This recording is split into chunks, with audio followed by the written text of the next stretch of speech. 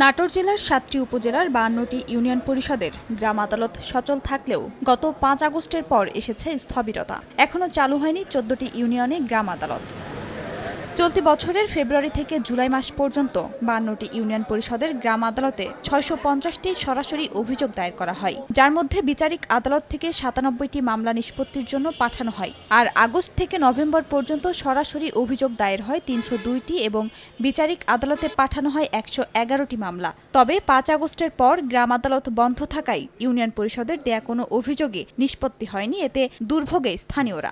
সমস্যাগুলো সমাধান করা এখন আর হচ্ছে না, যেহেতু চেয়ারম্যান নাই, মেম্বার নাই। গ্রাম আদালতে মামলা দায়ের হচ্ছে না বলে চলে। উচ্চ আদালত থেকে ২টি মামলা পেয়েছি। যে মামলার বিষয়ে প্যানেল বা অন্য মেম্বার দ্বারা আমরা এটাকে প্রতিবেদন বা মীমাংসার চেষ্টা করতেছি। জেলার ৩৮টি ইউনিয়নে গ্রাম আদালত চলমান থাকলেও পরিবর্তিত পরিস্থিতির পাশাপাশি অনেক ইউনিয়ন চেয়ারম্যান পলাতক থাকায় গ্রাম আদালত সচল হয়নি। এজন্য প্যানেল চেয়ারম্যানদের দিয়ে গ্রাম আদালতের বিচার কাজ চলছে। প্যানেল চেয়ারম্যান ৩ নম্বর প্যানেল চেয়ারম্যান উনি গ্রাম আদালত পরিচালনা করেন। গ্রাম্য আদালত সচল হয়, সঠিকভাবে কাজ করে, তাহলে মানুষ অহেতুক শহরে এসে মূল আদালতে জজ কোর্টে বা ম্যাজিস্ট্রেট কোর্টে তারা হয়রানিটা কম হবে।